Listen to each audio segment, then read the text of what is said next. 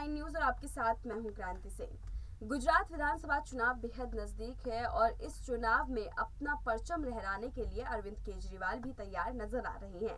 हालांकि अभी तक जो रुझान सामने आ रहे हैं, जो यहाँ पर सी वोटर्स की अगर हम बात कर ले, जो रिपोर्ट सामने आ रही है उसको देख करके यही बात सामने आती है कि अरविंद केजरीवाल अपना परचम तो लहरा पाएंगे, लेकिन जीत से फिर भी 2 कदम पीछे ही रहेंगे। लेकिन 2 कदम आगे चलने वाली बीजेपी के लिए खतरे की घंटी बजाती हुई नजर आ रही आम आदमी पार्टी के संयोजक अरविंद केजरीवाल आखिरकार एक बार फिर गुजरात पहुंचे हैं और इस बार गुजरात दौरे में वो कौन से तोहफे लेकर के पहुंचे हैं जो जनता का वोट प्रतिशत उनकी तरफ कर देगा और बीजेपी का खेमा खाली रह जाएगा।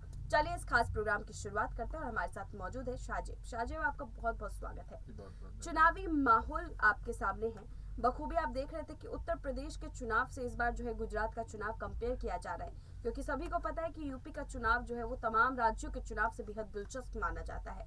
उसी चुनाव का छाप जो है वो इस बार गुजरात माना जा रहा है। वो गुजरात जहां पिछले 27 साल से बीजेपी काबिज है, वो गुजरात जहां पर कोई और पार्टी अपनी सेंधमारी करने के बारे में सोच नहीं सकती है, वो गुजरात जहां पर प्रधानमंत्री नरेंद्र मोदी, अमित शाह का गढ़ माना जाता है और ये इसी मजबूती के लिए जाना जाता है कि बीजेपी यहाँ नहीं हार सकती है।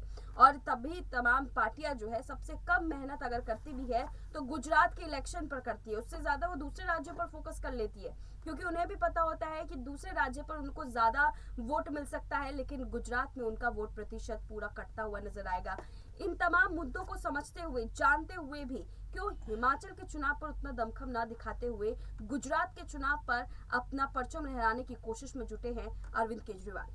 देखिए, गुजरात जो चुनाव है, गुजरात जो है राज्य, उस वो कहीं ना कहीं भाजपा के लिए मक्का मदीना माना जाता है, क्योंकि 27 साल से भाजपा जो है वहां पर काबिज है और भाजपा की एक तरीके से कहिए कि वो सीट उनका घमंड है, गुरूर है वो सीट उनके लिए। और वो सीट अगर हरा देते हैं अरविंद केजरीवाल भाजपा को, तो कहीं ना कहीं भाजपा का फिर जो है वर्चस्व वहां से फिर कहीं ना कहीं डाउन होता चला जाएगा। देखिए, इससे पहले जो है बिहार में भाजपा ने अपना जो है परचम लहराना चाहा और उसके बाद जब बिहार में जीत गई भाजपा, उसके बाद उनको कई राज्यों में उसके बाद फिर से जीत मिली, क्योंकि भाजपा ने अपनी मजबूती दिखा दी कि हम बिहार में भी मजबूत है, बिहार जैसे राज्य में। तो वही अब गुजरात में, क्योंकि 27 साल से भाजपा काबिज है और वहां अगर हार जाती है भाजपा, तो जनता के बीच ये मैसेज जाएगा कि सच में 27 सालों में भाजपा की सरकार ने गुजरात में काम नहीं किया।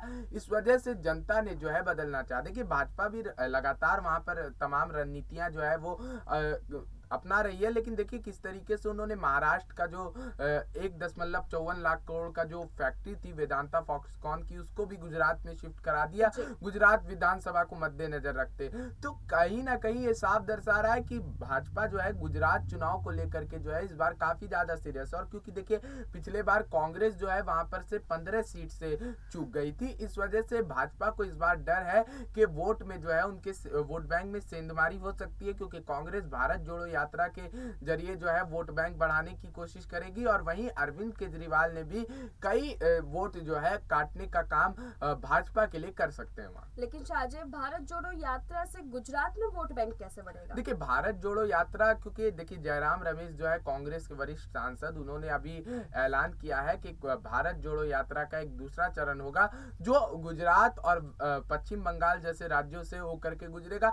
तो गुजरात में जिस समय ये भारत जोड़ो यात्रा पहुंचेगी, उस समय जो है गुजरात विधानसभा चुनाव के तारीखों का ऐलान हो रहा होगा और कांग्रेस उस समय गुजरात में बहुत पावरफुल तरीके से फायर बैक कर सकती है। क्रांति, ठीक है, फायर बैक कर सकती है, लेकिन उसके बाद भी सवाल अभी भी खड़ा हो रहा है कि आखिरकार गुजरात में जो इस वक्त कांग्रेस की स्थिति है, जनता के रिपोर्ट्स हमारे सामने थे, हमने जनता की जब रिपोर्टिंग के लिए हम उतरे तो हमने जनता के जो हाव भाव थे उससे समझा कि वो कांग्रेस को तो पसंद ही नहीं कर रही है, वो सिर्फ बीजेपी या फिर आधा बट करके जो अरविंद केजरीवाल के खेमे में जा रही है। तो कांग्रेस का सफाया, चलिए कांग्रेस को लेकर के आगे अगले प्रोग्राम में जरूर बात करेंगे।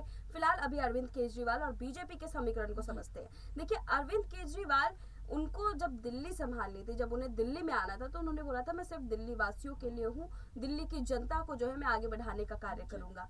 फिर वो निकल कर पंजाब पहुंच जाते हैं, पंजाब में चुनाव जाते हैं, वहां पर भी वही सारी चीजें देखने को मिलती है, वही वादे, वही नई नई तरकीब, वही सारी फ्री की स्कीम।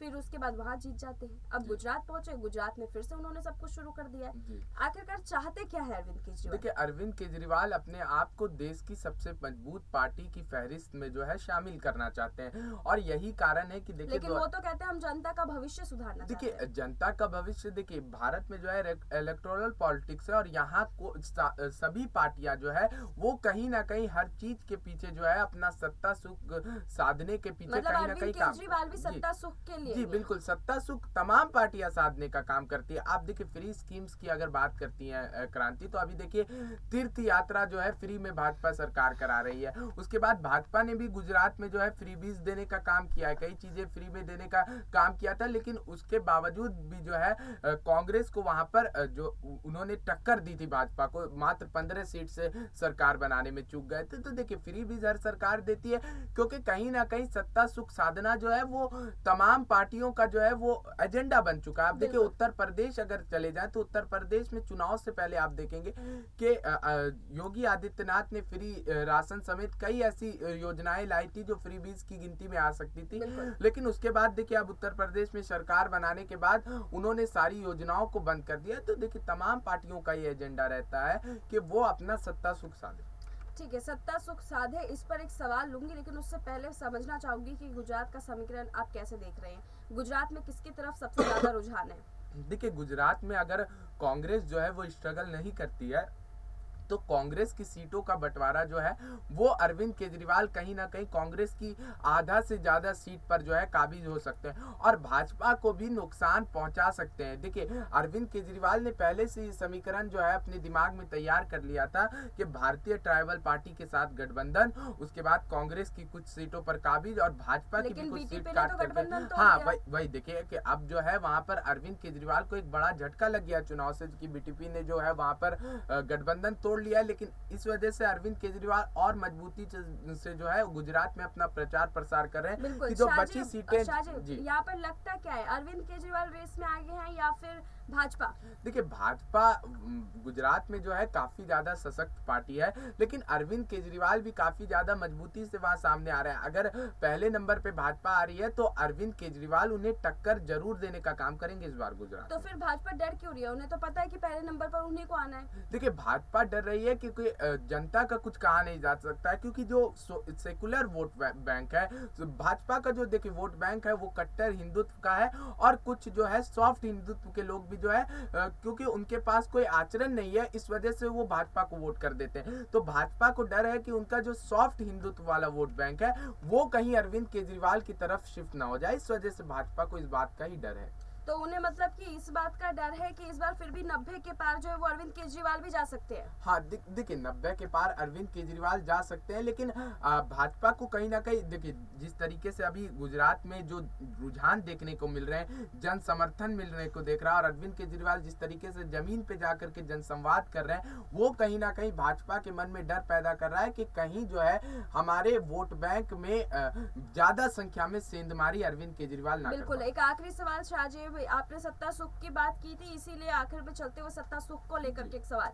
सत्ता सुख का कार्य बीजेपी भी कर रही, सत्ता सुख का कार्य जो है वो अरविंद केजरीवाल भी कर रहे हैं, कांग्रेस का नाम हटाते हैं, सिर्फ इन दोनों पार्टियों पे फोकस रख के देखते हैं, सत्ता सुख का परचम जो है दोनों पार्टियां निभा रही है, तो आखिरकार जनता किसको चुनेगी? क्या, क्योंकि देखिए जनता किसको चुनेगी वो सवाल एक अलग है, लेकिन फिर भी जनता के पास तो अब ऑप्शन ही नहीं बचे, क्योंकि सत्ता सुख भोग रहे दोनों ही पार्टियां। अब जनता जाए तो जाए किसके पास? देखिए, सत्ता सुख दोनों पार्टी साधने का काम कर रही है, लेकिन अब देखिए इसमें जनता को फायदा किस चीज में नजर आ रहा है? देखिए, कहीं ना कहीं चाहे फ्री बीज स्कीम को भाजपा कितना भी गलत ठहरा दे, लेकिन फ्री बीज जनता पसंद करती है। आप देखिएगा कि उत्तर प्रदेश के लोग जो यहाँ दिल्ली आकर के बसे हैं, उनसे जब कभी मेरी बातचीत होती है तो वो कहते हैं कि हम उत्तर प्रदेश में भाजपा को वोट देते हैं, हम भाजपा का समर्थन करते हैं, लेकिन अरविंद केजरीवाल दिल्ली में जो इस तरीके से फ्री की स्कीमें बांट रहे हैं वो जनता के लिए अच्छा, और हम यहाँ आकर के अरविंद केजरीवाल को ही वोट देते हैं। तो कहीं ना कहीं जनता के लिए अरविंद केजरीवाल जिस तरीके से काम कर रहे हैं वो जनता को पसंद। ठीक है शाहजेब, आज दौरा है अरविंद केजरीवाल का, गुजरात में दौरे पर पहुंचे हैं वो, क्या लगता है जिस तरीके से बीजेपी तोहफे पे तोहफा दे रही है, क्या एक बार फिर से अरविंद केजरीवाल अपने उन तमाम पिछले तोहफों के साथ में एक नया तोहफा ऐड कर सकते हैं? देखिए, अरविंद केजरीवाल तोहफे के तौर पर जो है वो सिर्फ जनता को अभी फिलहाल भरोसा ही दिला सकते हैं, क्योंकि देखिए सरकार में भाजपा, और भाजपा वहां पर जो है अपना कुछ भी कर सकती है जनता के हित को, जनता के वोट को साधने के लिए, जैसे कि उन्होंने फैक्ट्री शिफ्ट कर दी। लेकिन अरविंद केजरीवाल अभी फिलहाल वादा ही कर सकते हैं और दुहाई ही दे सकते हैं। जी बिल्कुल, धन्यवाद शाहजेब। अभी सिर्फ और सिर्फ वादा कर सकते हैं। आज का तोहफा क्या होगा उस पर हम आपको सारी अपडेट्स बताते रहेंगे। जनता को रुझाने के लिए अरविंद केजरीवाल आप कौन सा नया वार करेंगे बीजेपी के ऊपर, और बीजेपी इस बार से बच पाती है या नहीं, या फिर से कॉपी कैट जिस तरीके से कांग्रेस बनी हुई है वही भूमिका निभाती हुई बीजेपी भी नजर आएगी। आप हमें कमेंट में जरूर बताइए। फिलहाल ऐसी तमाम अपडेट्स के लिए देखते रहिए SPN9 न्यूज।